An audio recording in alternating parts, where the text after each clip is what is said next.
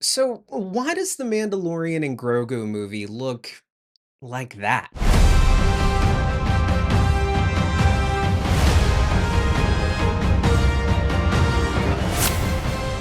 It's often difficult to put into words the feeling we get when a piece of media looks off, such as the soap opera look, which really just boils down to the high frame rates and flat lighting, as we'll discuss here shortly. Now, some of you watching may have no idea what I'm even talking about because you have better things to concern yourself with. But for those of you with that keen media consumption eye, you may have noticed that something just feels off about the look to this movie. In simplest terms, it doesn't look like a movie at all. It looks like a TV show. It looks cheap, relatively speaking, of course. Now, if this was a trailer for season 4 of The Mandalorian, no one would bat an eye at the look of this production. But because this is supposed to be a feature film for the big screen, everyone, including myself, was expecting something on another level. Something that looks and feels like a movie. But again, what does that mean? What does it mean to look and feel like a movie? What is it that they've done differently on this project that's making it look different than we had expected? Why do TV shows look like this, and why do movies look like this? Well, let's start with the lighting. Much of the trailer is very evenly lit, with faces and environments bathed in soft, safe light. This works great for television, especially television production, which usually has a much tighter schedule and a lot more to film.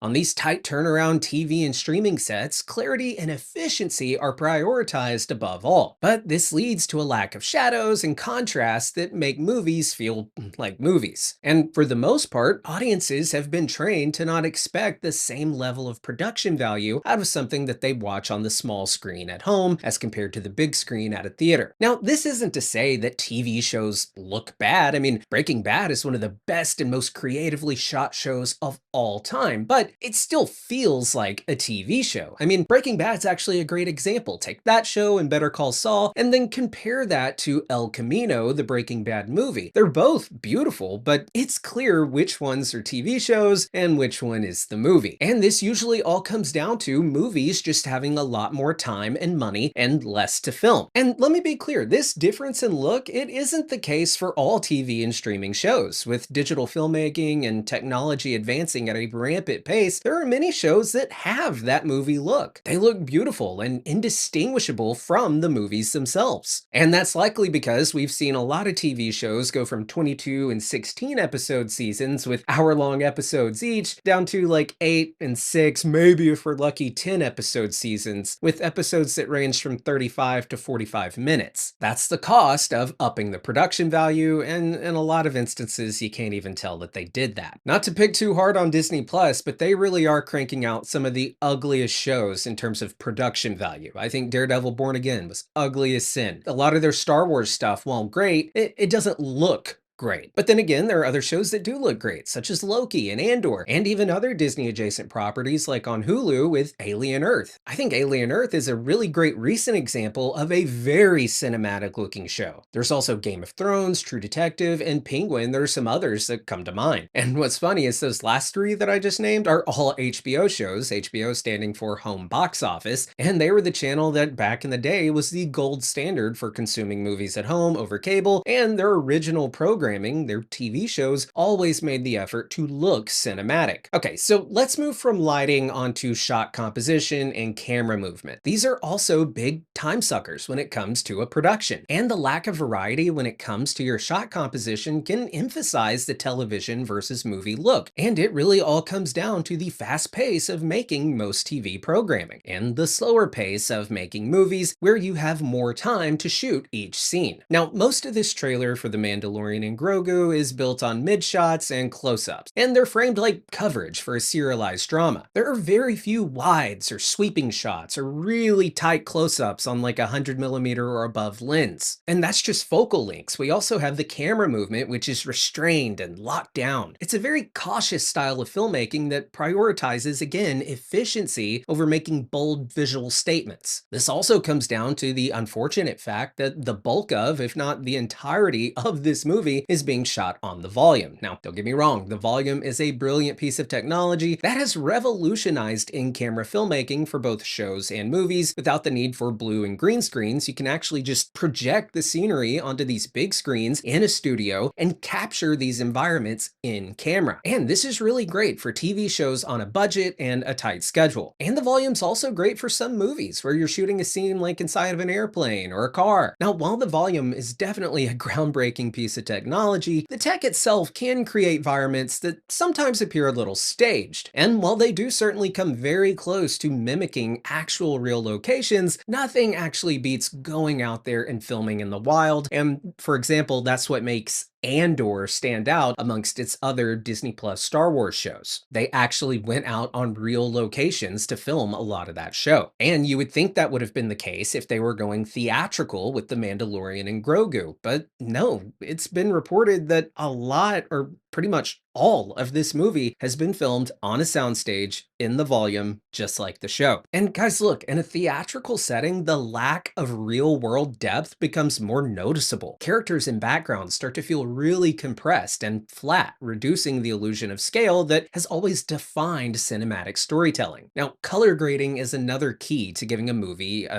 look. TV shows often have to have a safer and more streamlined color grade that can basically just be dropped on the entire episode or season, almost like a filter. Whereas movies, on the other hand, will have a long, dedicated period of time for a colorist to craft each scene. Now, for this trailer, the palette is very clean feeling and very digital feeling. Again, they're prioritizing clarity and efficiency over stylization and creativity. There are no creative color tones, moody contrasts, or film-like textures that we've come to expect in theatrical Star Wars films. Now, as for the editing and pacing of the trailer, look, I'm not trying to beat up on anybody, but it's a really poorly cut trailer that showcases how lacking the movie is when it comes to visual storytelling. It's not taking any risks. The feeling of this trailer feels like really slow yet simultaneously rushed, and it feels like a trailer that's meant to tease the next episode of The Mandalorian rather than sell us on a theatrical epic event that must be seen on the big screen. Now, I'm a film nerd.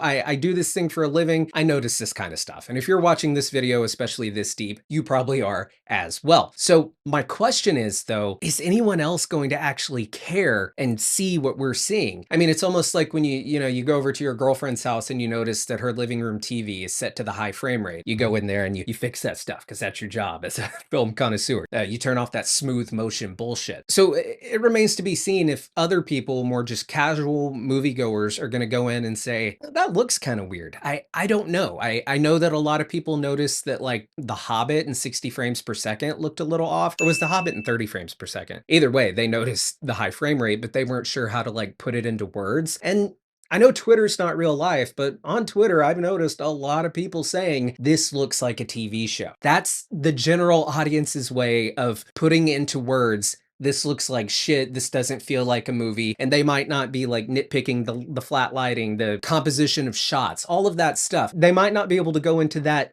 specific detail of why it looks that way. They just know that something looks off about it. But hey, I think I'm rambling at this point. Those are just my thoughts on why this movie looks the way it does and why that's disappointing to me as a Star Wars fan. Now, I want to throw over to a segment from the full show where I talked more about The Mandalorian and Grogu, as well as Star Wars Starfighter. Colton, what Star Wars movie are you more excited about, Starfighter or Mando and Grogu? I really miss the days when Mando was the main focus instead of Grogu.